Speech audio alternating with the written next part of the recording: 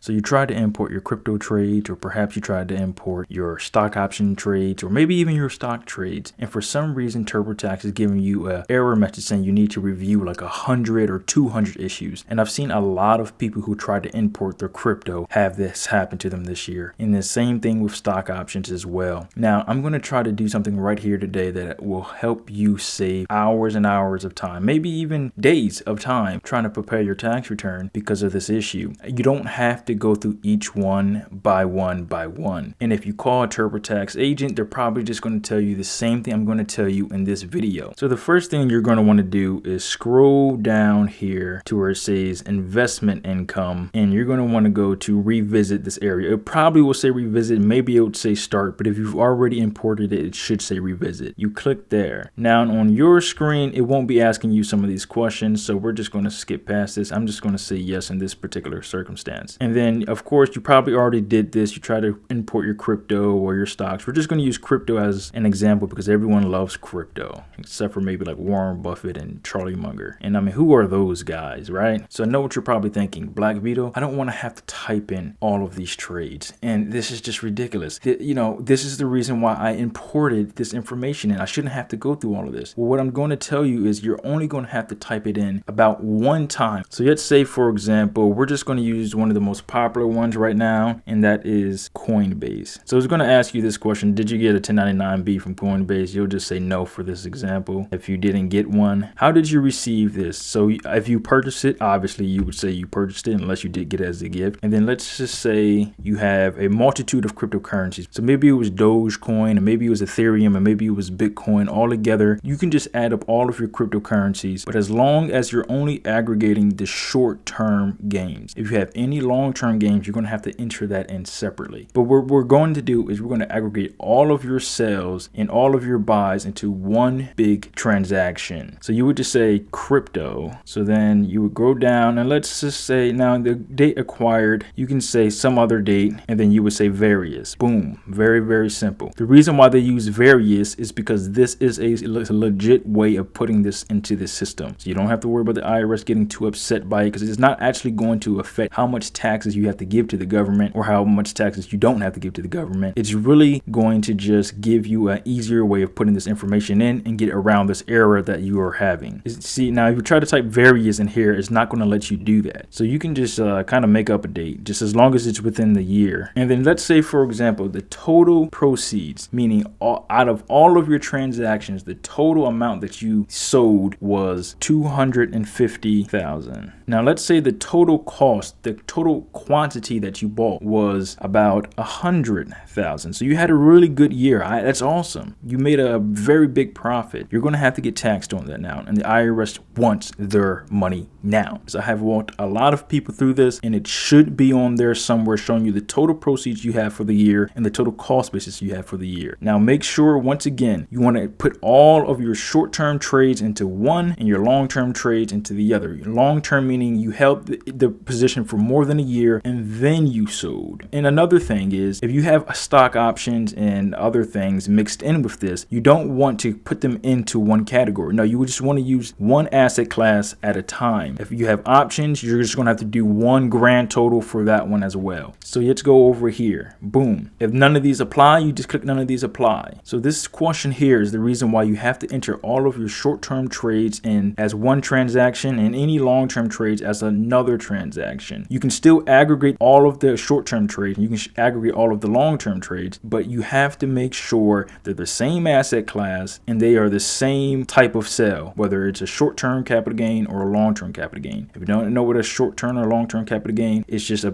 capital gain is just basically mean a profit on sale. So you would just say, no, I did not, because chances are if you have this issue, you probably have nothing but short-term capital gains. Your problem is solved. So let's just say, for example, this is one of the crypto trades that needs a review. You would just go over here and click delete. Are you sure you want to delete this sale? Yes, you do. And then boom, you're all set to go. Now let's say, for example, you sold a stock option or something of the sort. Let's click that one instead. And then this is going to ask you one by one or sales section totals.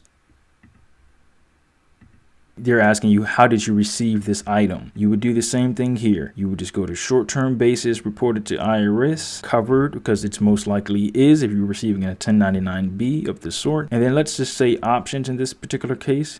How did you receive this investment? I purchased it. Options.